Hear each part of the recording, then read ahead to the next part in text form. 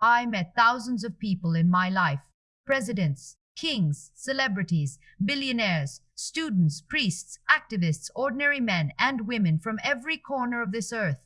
And almost every single one of them said the same thing to me.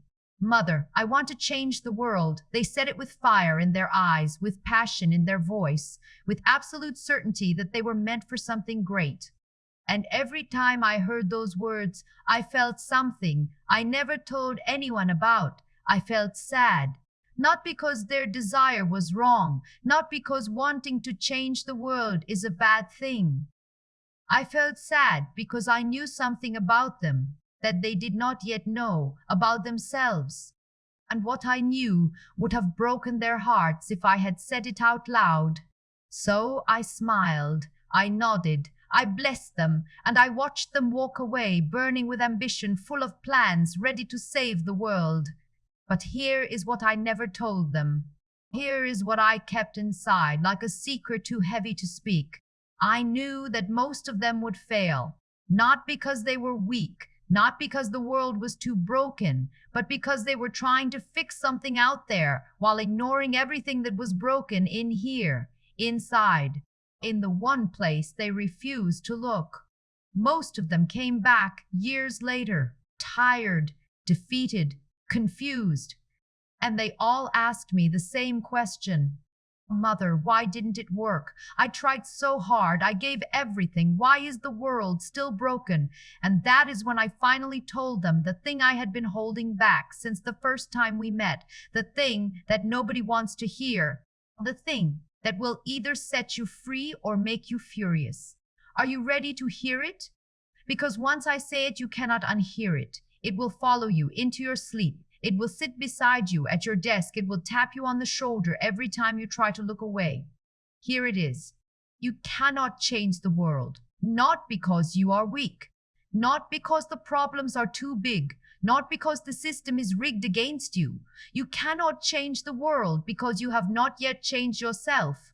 And I know how that sounds. It sounds like a greeting card. It sounds like something you would read on a wall in a dentist's office and forget before you sit down. But I am not giving you a quote for your wall. I am giving you the single most important truth I have learned in over 50 years of serving the poorest, most broken, most desperate people on this planet. Let me say it again so it sinks in. 50 years. 50 years. 50 years of holding dying children. 50 years of cleaning wounds that made strong men turn away. 50 years of walking through streets where human beings were treated worse than animals. And after all of that, after everything I have seen and touched and wept over, this is what I know to be true. The world is not broken because of politicians. The world is not broken because of systems or governments or corporations. The world is broken because of what lives inside the hearts of ordinary people like you and me. And until that changes, nothing out there will ever change. Nothing. Let me tell you why I believe this so deeply. Let me tell you a story that I have carried with me for decades. A man came to me in Calcutta. He was wealthy, American, a good man by every measure the world uses to judge goodness. He had donated millions to charity. He had built schools in Africa. He had funded hospitals in South America. His name was on buildings. His face was in magazines. The world called him a hero, and maybe he was. But when he sat in front of me, he did not look like a hero. He looked like a man who had been carrying something for a very long time. Something heavy, something dark, something he could not put down no matter how hard he tried. He wept, not quiet, dignified tears. He wept like a child, his whole body shaking, his hands covering his face. A kind of crying that comes from a place so deep inside you that you did not even know it existed until it breaks open. And when he finally looked up, when he finally found his voice, he said something that I will never forget, something that changed how I understood the entire world. He said, "Mother, I have given away everything I have." He paused. "But I cannot give away the one thing that matters." I asked him what he meant. And he said, I cannot give away my anger. I have carried it for 30 years. It is heavier than all the money I have ever donated. And no matter how many schools I build, no matter how many lives I save, out there, in here, I am still the same bitter, furious, broken man I was at 25. I sat with those words for a long time. That man had changed the world. He had literally changed the lives of thousands of people, but he had not changed himself. And so all his goodness, all his generosity, all his world-changing work was built on a foundation of pain. And pain, no matter how beautifully you dress it up, no matter how many awards you win for it, no matter how much the world applauds you for it, pain always leaks through. Always. It leaks into your marriage. It leaks into how you treat the waiter. It leaks into the tone of your voice when you are tired. It leaks into the way you look at your children when they make a mistake. It leaks into the silence between you and the person you once loved. Pain does not stay where you put it. Pain spreads, like water through cracks in a wall, like smoke under a closed door. You think you have it contained, you think you have it under control, but it is already everywhere, and everyone around you can feel it, even if they cannot name it. This is what I have seen again and again, in the rich and the poor, in the powerful and the powerless, in the famous and the forgotten. People who want to fix the world but cannot fix their own temper. People who want to end poverty but cannot end their own greed. People who want to spread love but cannot forgive their own father. People who march for peace but go home and scream at their children. People who post about kindness online but have not spoken to their own mother in 3 years. People who build orphanages in other countries but cannot build a single honest conversation in their own home. Do you see the contradiction? Do you see how we have been living a lie? We have convinced ourselves that changing the world is about big actions, grand gestures, movements, revolutions, protests, donations, building something out there that proves we are good people in here.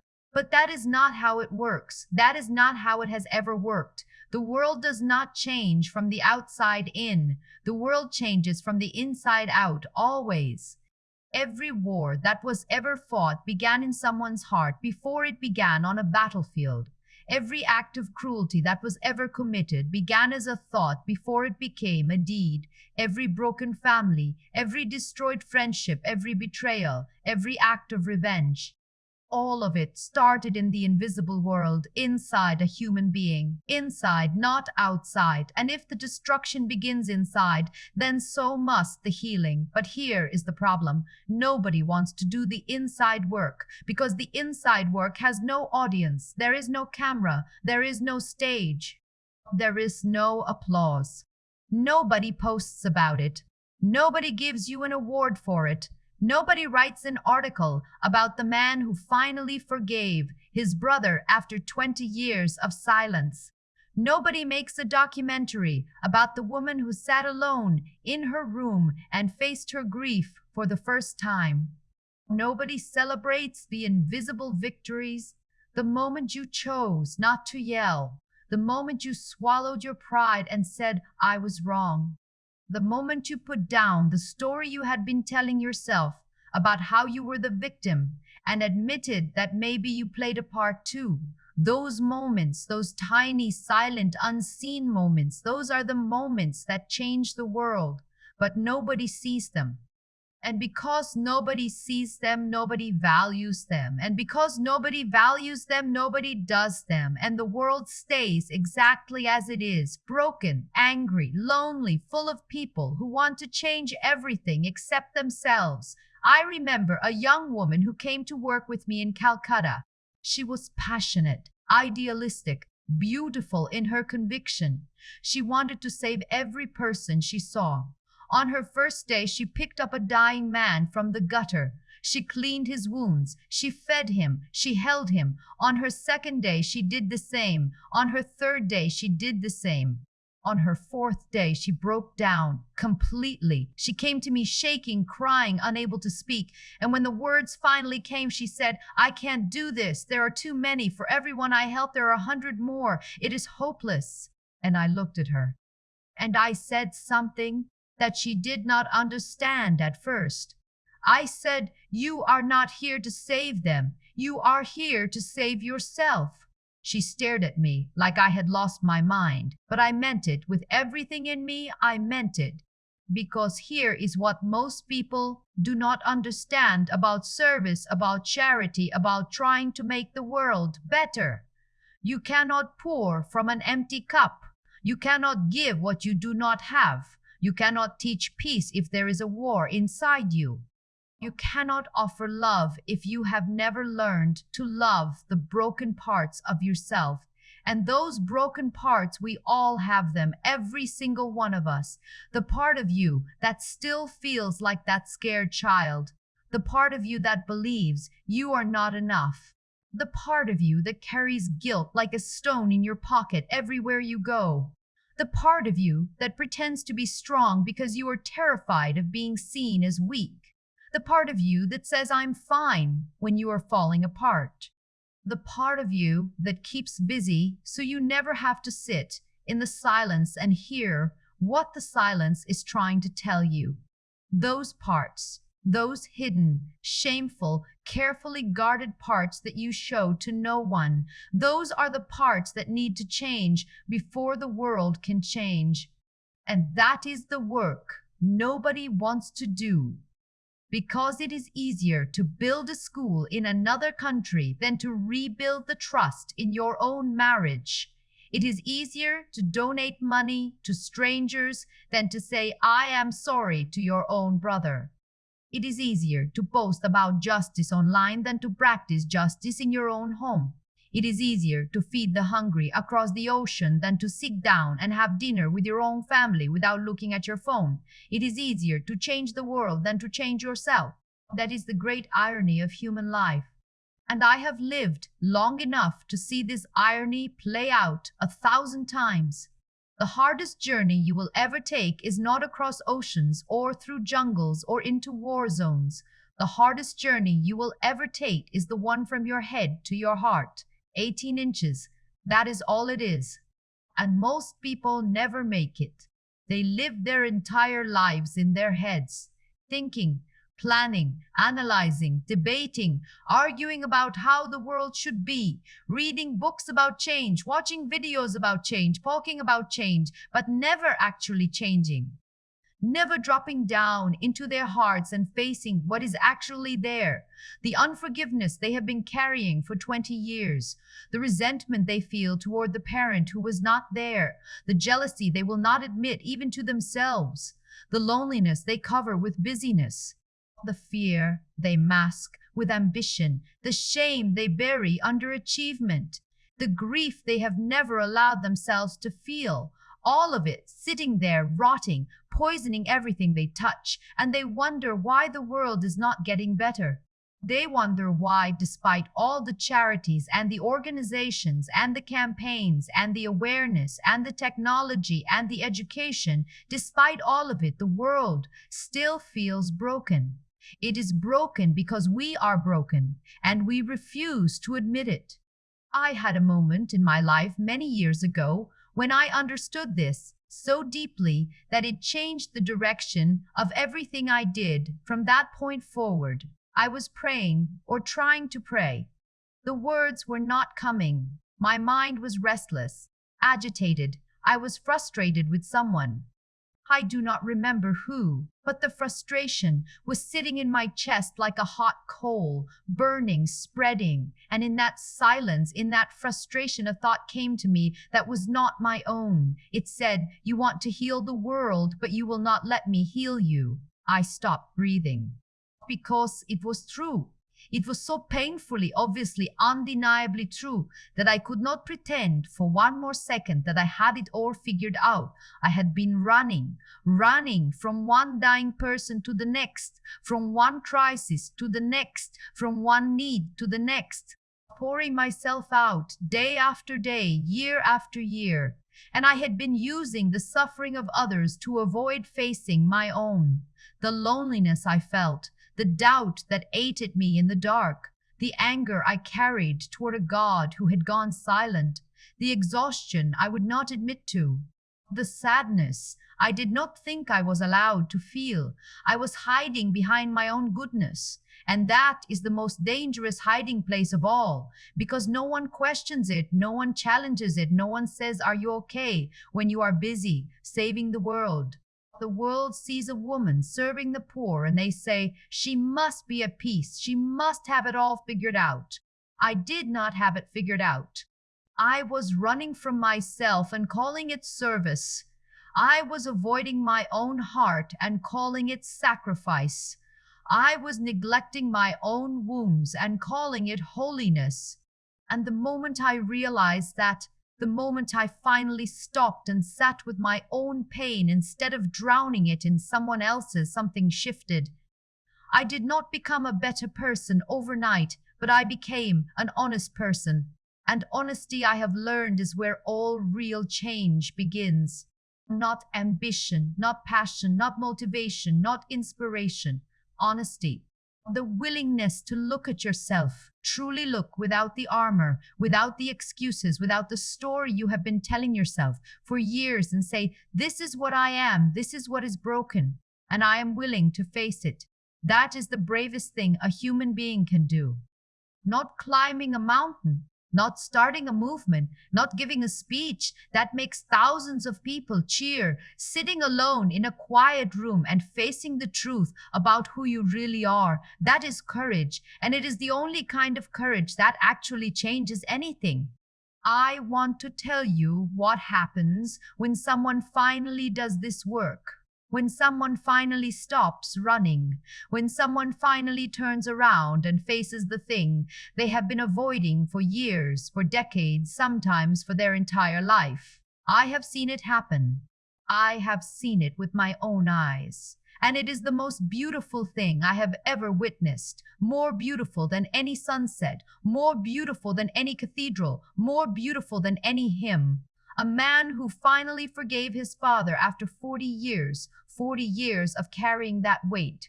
40 years of clenched fists and tight jaw and sleepless nights. And one day he just let go. Not because his father deserved it, not because what his father did was okay, but because he was tired. Tired of carrying the poison. Tired of letting a man who hurt him decades ago continue to hurt him every single day. And when he let go, everything in his life shifted. His marriage healed. His children came closer. His work became meaningful again. His body relaxed for the first time in years. Not because the world changed, because he changed. A woman who finally admitted she was angry at God. For years she had been pretending, smiling in church, saying the right words, going through the motions, but underneath she was furious. Furious that God had taken her child. Furious that her prayers had not been answered. Furious that the world kept spinning as if nothing had happened. And one day she stopped pretending. She screamed. She screamed at God with everything she had, all the rage, all the grief, all the why that had been choking her for years. And in that screaming, in that raw, ugly, unfiltered honesty, she found something she had been chasing for decades. Peace. Not because God answered her, not because the pain went away, but because she stopped pretending that the pain was not there. And the pretending, it turns out, was heavier than the pain itself. A young boy in Calcutta who had been living on the streets, stealing, fighting, hardening himself against the world, building walls so thick that nothing and no one could get through. And one day someone held him. Just held him. No words, no lessons, no conditions, just arms around a small body that had forgotten what safety felt like. And in that moment, the wall came down. And behind the wall was not a criminal. Behind the wall was not a monster. Behind the wall was a child. A child who had never been told that he mattered. A child who had never been held without being hurt. A child who had built an entire fortress out of anger because anger was the only thing that made him feel safe. That is what I mean when I say change begins inside. It is not a philosophy. It is not a theory. It is not something I read in a book. It is the most practical, most concrete, most real thing I have ever witnessed in my life.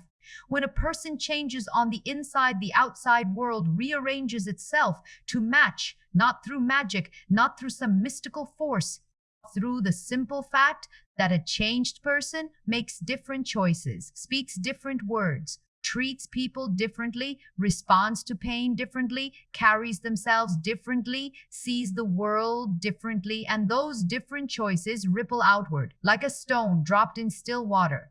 One kind word changes someone's day, and that person carries that kindness to the next person and the next and the next. One act of forgiveness breaks a cycle that has been running for generations. A father forgives his father, and suddenly he does not pass the same wound to his son. And that son grows up without the weight and raises his children differently, and a chain that stretched back 100 years is broken by one person in one moment with one choice. One honest conversation saves a relationship. One moment of vulnerability gives someone else permission to be vulnerable too. One person who is brave enough to say, I am struggling, opens a door for 10 others to say the same thing. That is how the world changes. Not with speeches, not with protests, not with campaigns, not with hashtags or petitions or viral videos.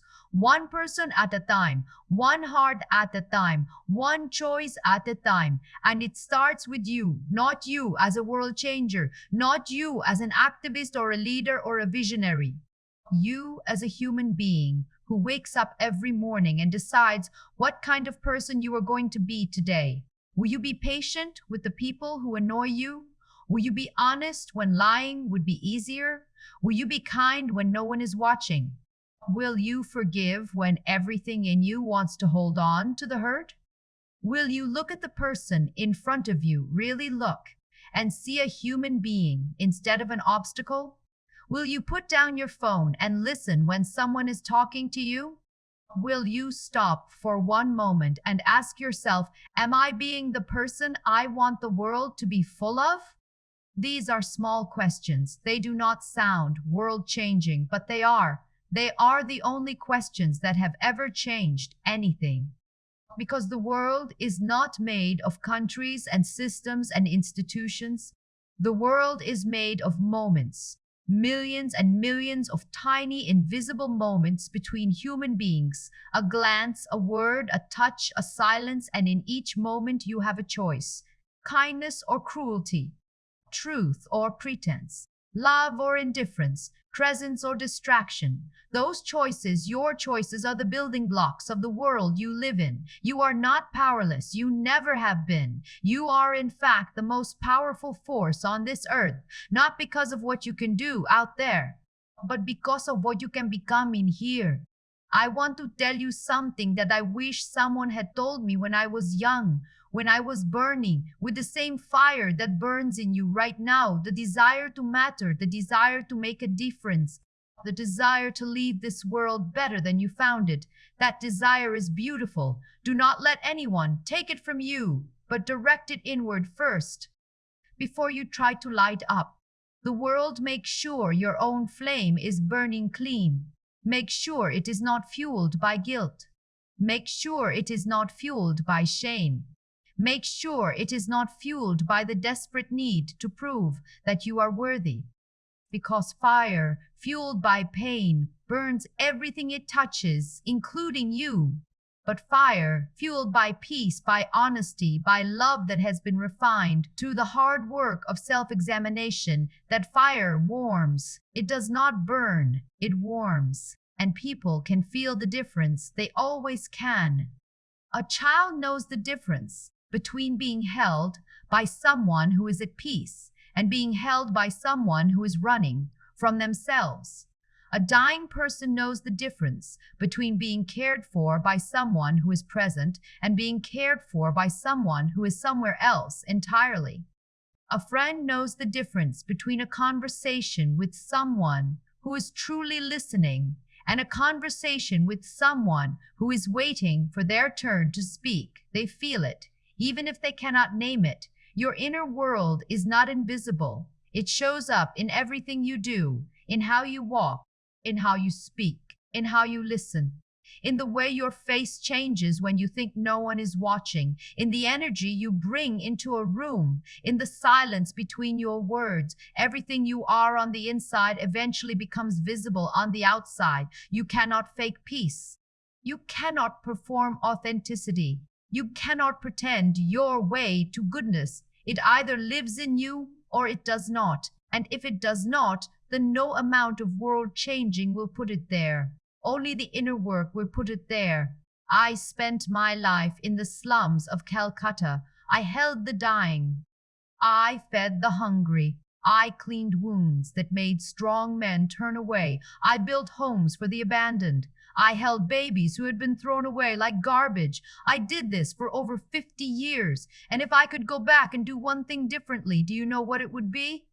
I would have started sooner, not the work in the streets, the work inside myself. I would have faced my doubts sooner. I would have admitted my anger sooner. I would have stopped hiding behind my service sooner. I would have sat in the silence sooner. I would have let myself be broken sooner. Because every year I spent avoiding my own brokenness was a year I served from a place of depletion instead of abundance. And the people I served could feel the difference. They always can. There is a kind of giving that exhausts both the giver and the receiver. And there is a kind of giving that fills both of them. The difference is not in what you give. The difference is in who you are when you give it. A changed person gives differently. They give without keeping score. They give without resentment. They give without needing to be thanked. They give because giving is who they have become, not what they do, but who they are. And that kind of giving never runs out because it comes from a well that has been cleaned, a well that has been dug deep, a well that has touched something beyond the self. And so I say to you, wherever you are, whatever grand plans you have for changing the world, stop. Just for a moment, stop. Put down the plans, put down the ambition, put down the burning need to fix everything out there, and ask yourself one question. Not what can I do for the world, but what is the world trying to do in me? What is life asking you to face? What is that thing you keep pushing down, pushing away, pushing into the corner of your mind where you do not have to look at it?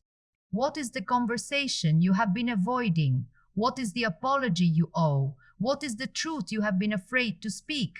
What is the mirror you have been afraid to look into? That thing, that uncomfortable, inconvenient, terrifying thing, that is where the change begins. Not out there, in here, not someday, today, not in someone else, in you. The world does not need more heroes. The world does not need more saviors. The world does not need more people with big plans and loud voices and impressive resumes of goodness. The world needs people who have done the quiet, unglamorous, invisible work of changing themselves. People who have faced their shadows and made peace with them. People who have forgiven, not because it was easy, but because they refused to carry poison in their veins any longer. People who have learned to be kind, not as a performance, but as a way of breathing. People who have stopped pretending to be strong and have discovered that real strength lies in vulnerability. People who have sat in their own darkness and instead of running have said, I will stay here, I will face this, I will let this change me. Those people, the quiet ones, the honest ones, the ones who have done the inner work that no one applauds and no one sees, those are the people who actually change the world, not by trying to change it, but by being changed themselves. And the world, sensing something different, something real, something alive, leans toward them. Like a flower leaning toward sunlight. You have felt this before. You have met someone who walked into a room and everything shifted. Not because they were loud, not because they were powerful, or not because they demanded attention, but because they had something that most people do not have. They had peace, real peace, the kind that does not come from having everything figured out, the kind that comes from having faced everything inside and survived. That peace is magnetic. That peace is contagious. That peace is what the world is actually starving for. Not more noise, not more opinions, not more oprogen. Peace and peace cannot be manufactured. Peace cannot be faked. Peace can only be grown in the soil of a heart that has been willing to be broken open and replanted. That is the secret I wanted to tell all those passionate young people who came to me burning with ambition to change the world. I wanted to say, the fire in your eyes is beautiful, but the fire you need is not in your eyes, it is in your soul. And to find it, you must be willing to sit in the dark. I wanted to say, stop running, stop planning, stop performing, sit down, be still, look inside, and whatever you find there, do not look away. Face it, feel it, let it change you. And then, and only then, go out and change the world. Change yourself, and the world will follow. It always has. It always will. This is the promise that I built my life on. Not that I could fix the world. Not that I could end suffering. Not that I could make everything right. But that if I became the right kind of person, if I did the inner work, if I faced my pain, if I chose love over and over again, even when it hurt, even when I received nothing in return, then something would shift. Something small, something quiet, something invisible, but something real. And it did. Not because I was special, but because love that comes from a changed heart is different from love that comes from guilt or duty or ambition. It is warmer, it is steadier, it does not burn out. It does not need applause. It does not keep score. It does not demand recognition. It simply is. Like sunlight, like gravity, like breath. It simply is. And that is what I want for you. Not that you would do great things, but that you would become someone from whom great things flow naturally. Not because you are trying, but because you have been changed. Not because you are performing, but because you have been made new from the inside, where it matters most, where no one can see, but where everyone can feel. Start there. Start with yourself. Start with the grudge you have been holding. Start with the lie you have been telling. Start with the conversation you have been avoiding. Start with the mirror you have been afraid to look into. Start with the person you have been pretending to be. And let that person go. Let the mask fall. Let the armor crack. Let the real you, the messy, imperfect, frightened, beautiful, real you, step forward into the light, into the world, into the world, into the life you were actually meant to live. Start small, start imperfectly, but start because the world has enough people who want to change it. What the world needs now, what it has always needed, is people who are willing to change themselves. And that, my dear friend, begins with you. Right now, not tomorrow, not next week, not when you are ready. Right now, in this moment, with this breath, with this choice, change yourself and watch what happens to the world.